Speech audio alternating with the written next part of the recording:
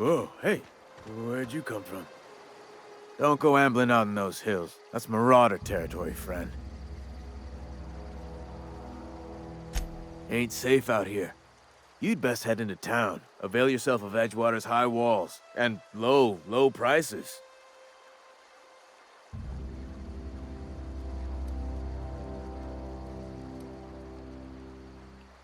Pleased to make your acquaintanceship. I'd shake your hand, but I've been hauling corpses. You don't want none of that on you. Name's Silas. Junior in humor for the town of Edgewater. We're all part of the Spacer's Choice family.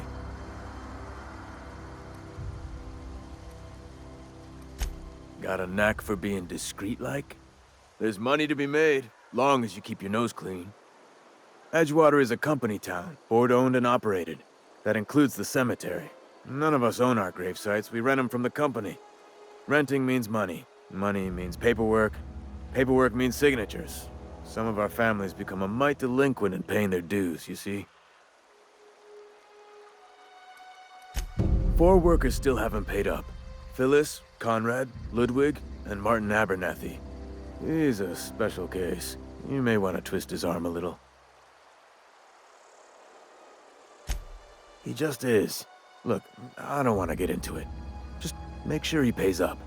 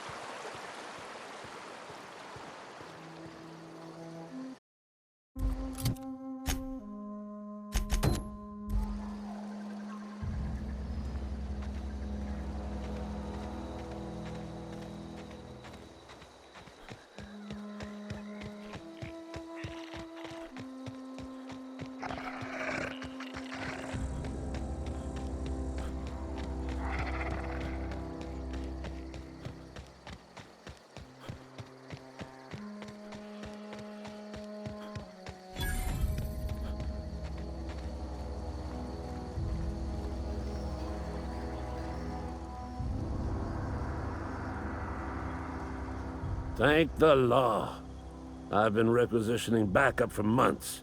Guess the boss finally came to his senses. You ever swung a truncheon? Let me see your rifling stance.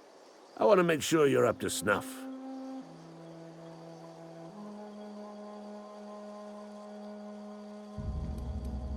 I told Silas I'd pay my dues if he agreed to join the resistance.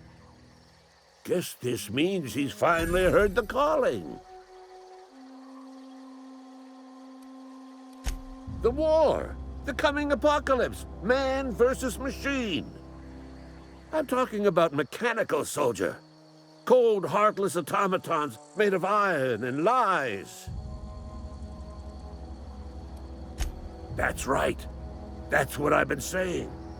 We gotta square our shoulders and stand ever vigilant.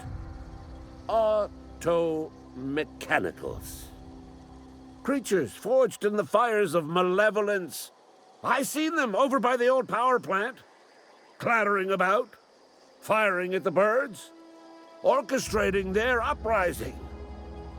When the swarms of mechanicals come clanging on over that hill, where will you be? Cowering beneath your cot? Or standing, shoulder to shoulder with the resistance?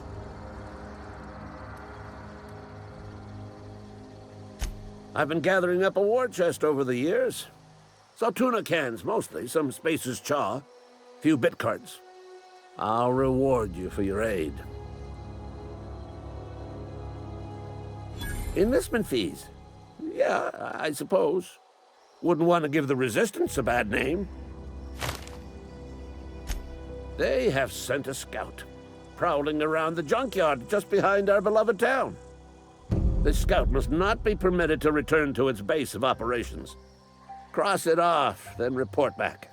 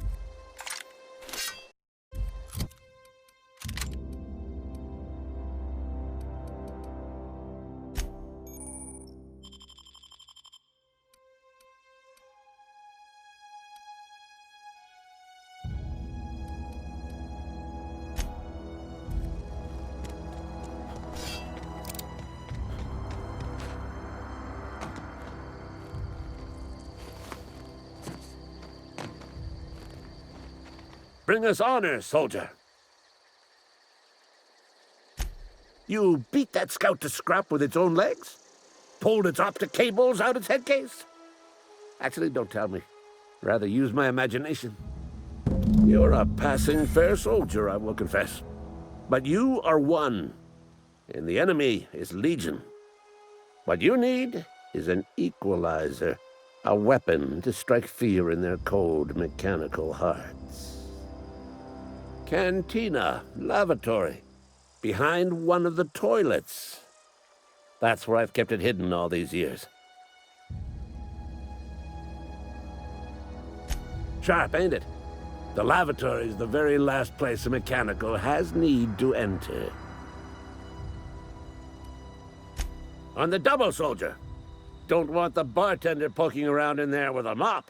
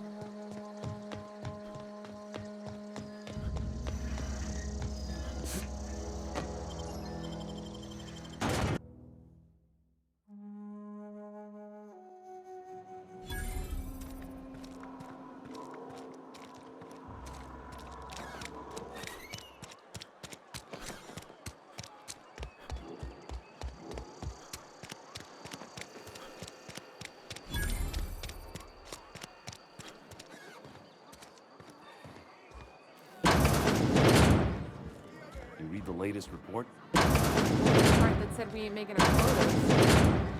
If only McDevitt's folk hadn't abandoned us. Cannery could use those extra hands. Nothing we can do about that. Sure there is. We can have another zero-G.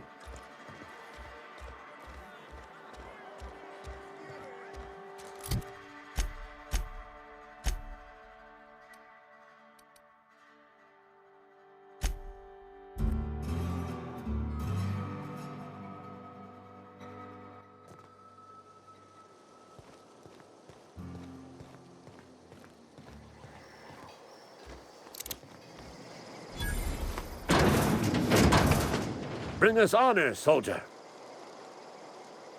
Feast your eyes, soldier. This here's a genuine Spacer's Choice injury customizing unit, designed to deliver a lethal blast of electrical discharge. I call it the Hand of the Law. You ever want to see a mechanical flailing around like a grounded fish?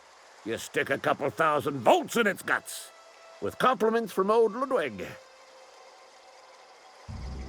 Fun. This ain't some quarterly performance review, soldier. Ours is a grave and sacred duty. Time's come for you to journey down into the black heart of the enemy's camp. I'm talking about the old geothermal plant. Unfortunately, the old plant lies outside my board-given jurisdiction. You'll need to get a passcode from the boss, Reed Thompson. I need you to get us the brain of a mechanical. Well, not exactly a brain. Anatomically speaking, what we're looking for is a logic module. If you die horribly, I will pour out a can of zero-G to your memory.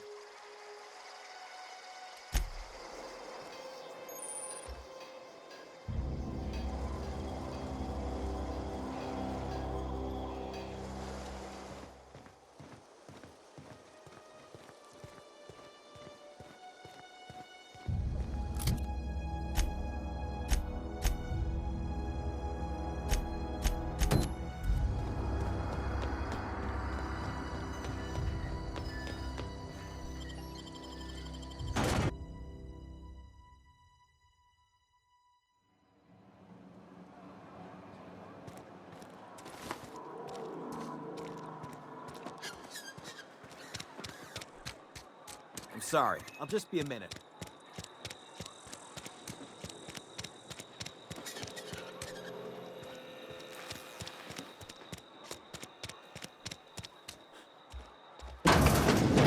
Yes, Mr. Thompson. I'm fine, Mr. Thompson. Never been healthier. Whoa, did Mr. Thompson send you? Well, you tell Mr. Thompson I'll be right at my post. Tomorrow. Bright and early tomorrow. Because I'm definitely not plagued. As spry as a spring chicken. That's old Abernathy.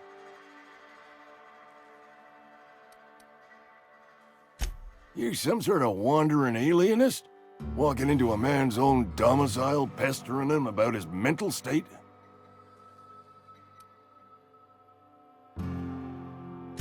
Silas knows, doesn't he? That's why he sent you. That's why he wants me to pay up. He knows. Sounds like he's already told you. You may as well hear it from me. I'm dying. I'm not long for this world. The date of my expiration is fast approaching, and soon I shall be ushered through the great cannery in the skies. It's plague. Has to be. Silas knows. He knows I got one foot in my grave, and now he wants to charge me for the other one.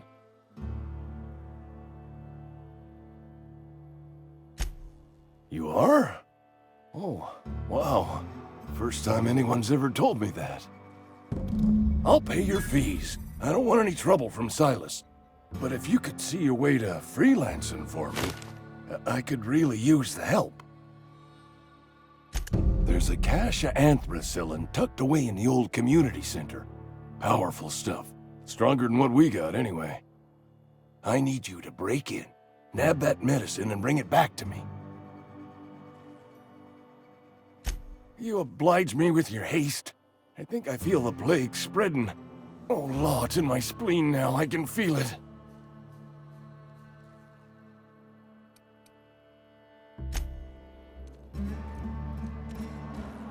You're making a mistake working for Abernathy.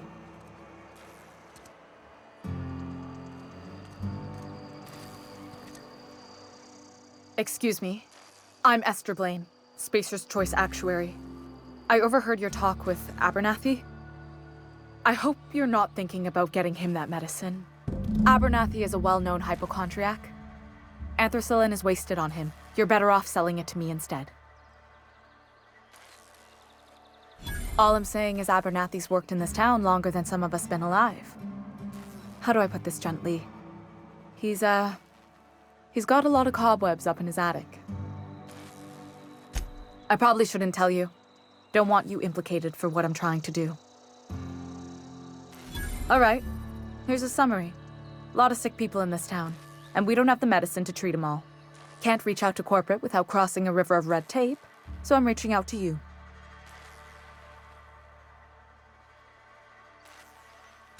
I'm paid better than Abernathy.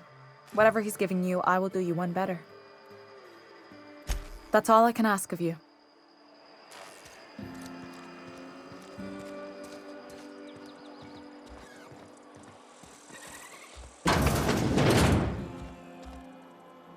Please don't touch anything. Your hands are probably crawling with germs. Physical hygiene recapitulates moral hygiene. Cleanliness is next to lawfulness.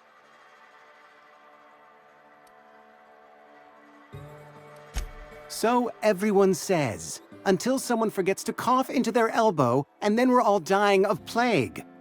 I'm Conrad. You will report to me if your hair fails to meet Spacer's Choice aesthetic standards. You will also report to me in the event of your death, whereupon I will clean and prepare your remains for interment.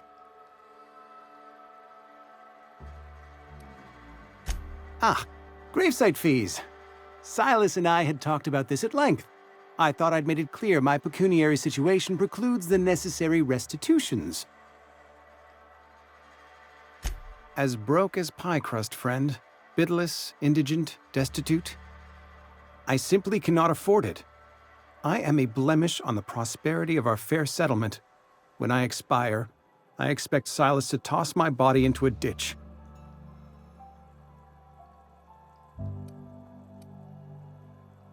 Thank you, no. I despise the cereals. Tell Silas I can't afford to pay, and that I fully expect to have my medical rights revoked for this dereliction. With my apologies. Some time ago, I fell ill with the plague. By the grace of the law, and through my own hard work, I'd proven worthy of treatment. Frankly, I don't imagine I'll earn that right a second time. The barber work hasn't been profitable, you see. I've had to keep this old place running with my own savings. Not a bad idea. But I'd need some kind of collateral. My pair of lucky clippers! No, that won't do. Your idea intrigues me, but I'm afraid I don't have anything to give Silas. I'm open to suggestions. Much obliged.